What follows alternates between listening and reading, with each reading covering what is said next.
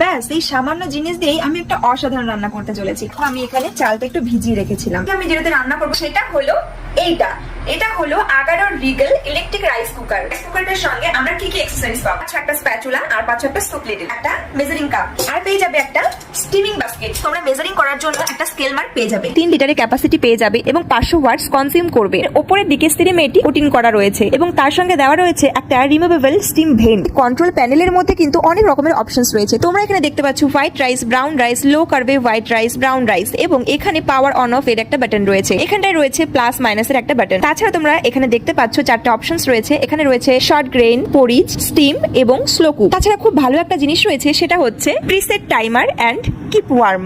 তো চলো ঢাকনাটা খুলছি। দেখতেই পাচ্ছ কতটা ভালো হয়েছে ভাতটা, আর ভাতটা কিন্তু খুব সুন্দর ঝুরঝুরে হয়েছে। চলো আগে দেখি এটা কেমন দেখতে হয়েছে।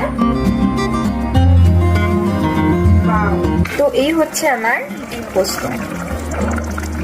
তো এটা কিন্তু দারুণ একটা প্রোডাক্ট, আমার তো খুবই ভালো লেগেছে। যেমন তরকারিটাও সুন্দর রান্না হয়েছে, সঙ্গে ঝুরঝুরে ভাতও হয়েছে খুব অল্প সময়ের মধ্যে। আমি তো এই প্রোডাক্টটা পারচেস করেই নিয়েছি। তোমাদের যদি পছন্দ হয়, তোমরা যদি এটা পারচেস করতে চাও, আমার ভিডিও ডেসক্রিপশন বক্সে এই প্রোডাক্টের লিংক দেওয়া থাকবে, অবশ্যই তোমরা সেখান থেকে দেখে নিও।